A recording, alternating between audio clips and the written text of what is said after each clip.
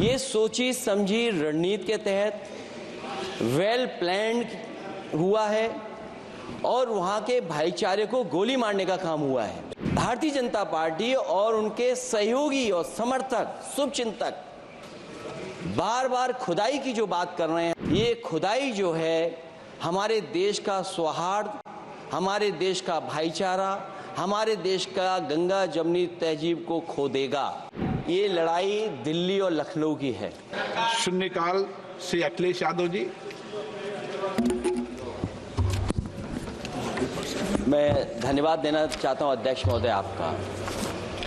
नहीं, हम जो कमिटमेंट करते हैं ना उसको पूरा करते हैं, लेकिन सब दलों के नेताओं की बात में कमिटमेंट होने के बाद भी आप बेंच पे आए जो ठीक नहीं है। अध्यक्ष महोदय, कमिटमेंट में, क्रेडिबिलिटी में आपका कोई जवाब नहीं। नहीं ये कम है। लेकिन दाईं तरफ वाले लोगों का थोड़ा हिसाब किताब अलग है।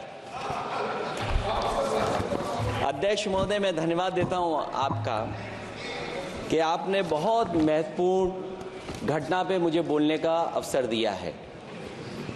संभल जो इसलिए जाना जाता था कि भाईचारे के साथ वहां रहते हैं लोग, वहां अभी से नहीं, सदियों पुराना भाईचारा हजारों साल से इसी तरह रहते आए हैं। लेकिन अचानक ये जो घटना हुई है, ये सोची समझी रणनीति के तहत वेल प्लान्ड हुआ है और वहां के भाईचारे को गोली मारने का काम हुआ है। जो घटना हुई है वो सोची समझी साजिश है। वहां जो खुदाई की बात लगातार अध्यक्ष महोदय देश में कोने कोने पर भारतीय जनता पार्टी और उनके सहयोगी और समर्थक शुभचिंतक बार बार खुदाई की जो बात कर रहे हैं अध्यक्ष महोदय, ये खुदाई जो है हमारे देश का सौहार्द, हमारे देश का भाईचारा, हमारे देश का गंगा जमनी तहजीब को खो देगा। मैं आपका धन्यवाद इसलिए भी देता हूं कि इस महत्वपूर्ण जो साजिश हुई, और वो साजिश सोची समझी इसलिए मैं बोल रहा हूं। उत्तर प्रदेश का चुनाव था, पहले 13 तारीख को चुनाव होना था और 13 तारीख के चुनाव को उन्होंने बढ़ा करके 20 तारीख कर दिया। और इस जो घटना है मैं आपके सामने पढ़ना चाहता हूं। अध्यक्ष महोदय, ये यात्रा रुकी क्यों नहीं है? यात्रा ले जाओ दूसरी तरफ। अध्यक्ष महोदय, संभल की शाही जामा मस्जिद के खिलाफ 19/11/2024 को सिविल जज सीनियर डिवीजन छंदौसी संभल में एक याचिका डाली गई। कोर्ट ने दूसरे पक्ष को, अध्यक्ष महोदय सुनिए, ये सुनना चाहिए, हम यूं ही नहीं कहते थे। आप तो संक्षिप्त में बोले। अध्यक्ष महोदय, हम यूं ही नहीं कहते थे कि संविधान ये मानती नहीं सरकार। हम यूं ही नहीं कहते थे कि संविधान नहीं मानती। जब प्लेसेस ऑफ वर्शिप एक्ट है, प्लेसेस ऑफ वर्शिप एक्ट है, हम बनते तो बहुत कुछ हैं। संभल के शाही जामा मस्जिद के खिलाफ 19/11/2024 को सिविल जज सीनियर डिवीजन चंदौसी संभल में एक याचिका डाली गई। कोर्ट ने दूसरे पक्ष को सुने बगैर उसी दिन 19/11/2024 को सर्वे के आदेश दे दिए। ताज्जुब की बात है,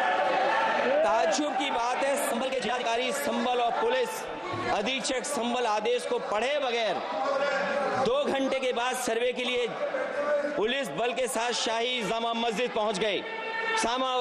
जामा मस्जिद की कमेटी, जनप्रतिनिधि, उलेमा इकराम, सभी अधिवक्ताओं ने सहयोग दिया। जिलाधिकारी संभल और पुलिस अधीक्षक संभल ने 2.5 घंटे सर्वे के बाद कहा सब सर्वे पूरा हो चुका है और अब रिपोर्ट कोर्ट को भेज दी जाएगी। लेकिन दिनांक 22/11/2024 फ्राइडे को जुम्मे की नमाज के लिए लोग नमाज अदा करने के लिए जामा मस्जिद पहुंचे, लेकिन पुलिस प्रशासन ने बैरिकेड लगा दिया ताकि लोग नमाज न पढ़ सकें। उसके बाद भी लोगों ने संयम बरतते हुए नमाज अदा की और किसी प्रकार का विरोध प्रदर्शन नहीं किया। 29/11/2024 को कोर्ट की अगली तारीख तय थी। शाही जामा मस्जिद की कमेटी और मुस्लिम समाज के सभी लोग कोर्ट में केस की पैरवी के लिए तैयारी कर रहे थे। परंतु दिनांक 23/11/2024 की रात पुलिस प्रशासन द्वारा कहा गया 24/11/2024 यानी अगले दिन सुबह को दोबारा सर्वे किया जाएगा। शाही जामा मस्जिद कमेटी और अधिवक्ता ने कहा कि इस सर्वे तो मुकम्मल हो चुका है, अब दूसरे सर्वे की क्या आवश्यकता है। कोर्ट के आदेश का हमने पालन कर दिया, अगर दूसरे सर्वे कराना है तो दोबारा आदेश करवाएं, कोर्ट के आदेश के बाद हम दोबारा सर्वे करा देंगे। लेकिन जिलाधिकारी संभल और पुलिस अधीक्षक संभल ने कोई सुनवाई नहीं की और तानाशाही दिखाते हुए सुबह के वक्त से पहले शाही जामा मस्जिद आ गए।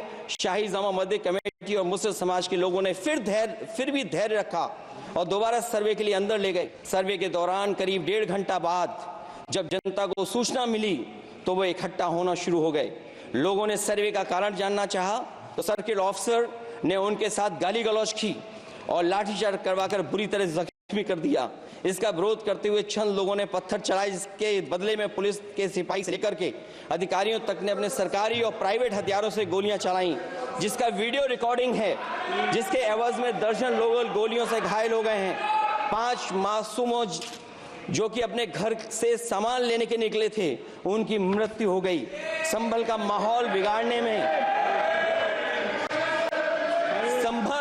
संभल का माहौल बिगाड़ने में याचिका दायर करने वाले लोगों के साथ पुलिस और प्रशासन के लोग जिम्मेदार हैं। इनको निलंबित किया जाना चाहिए और हत्या का मुकदमा चलाया जाना चाहिए, जिससे कि लोगों को इंसाफ मिल सके और आने वाले समय में कोई इस प्रकार की संविधान के खिलाफ और गैर कानूनी घटना को अंजाम न दिया जा सके।